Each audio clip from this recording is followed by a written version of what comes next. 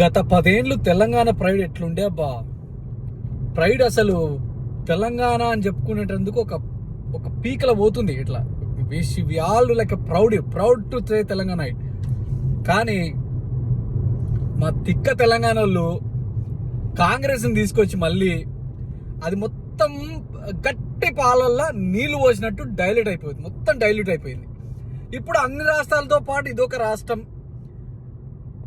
పెద్ద పెద్ద గ్రాండ్ ఏముంది, దానికి పెద్ద వాల్యూ ఏముంది, ఇప్పుడు పొడిచింది ఏంది, పొడవబోయేది ఏంది అనే ఒక ఫీలింగ్ వచ్చేసింది.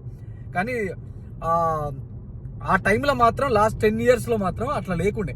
ఎస్, కష్టపడి సాధించిర్రు, పోరాడిర్రు అనే ఒక రెస్పెక్ట్ ఉండే. ఆ డెవలప్మెంట్ చూసి కూడా వావ్ తెలంగాణ స్టేట్ కంట్రీకే మంచి మోడల్ అనేలాగుండే. అది కాస్త మొత్తం ఇక పవన్ కళ్యాణ్ రావచ్చు, ఇంకెవరైనా రావచ్చు, ఎవరైనా పోటీ చేయొచ్చు, అందులో పెద్దగా ఆశ్చర్యపోవాల్సిన అవసరం లేదు. ఎవరైనా రావచ్చు, nothing wrong across in India, anybody can contest anywhere. కానీ ఆ ప్రైడ్ ఉంటుంది కదా, అది డైల్యూట్ అయిపోయింది, మొత్తం గట్టి పాలల్లో నీళ్లు పోసినట్టు అయిపోయింది. బట్ అది మళ్ళీ కేసీఆర్ వచ్చినా కూడా అలాంటిది ఉంటుందా అంటే ఐ డోంట్ థింక్ సో.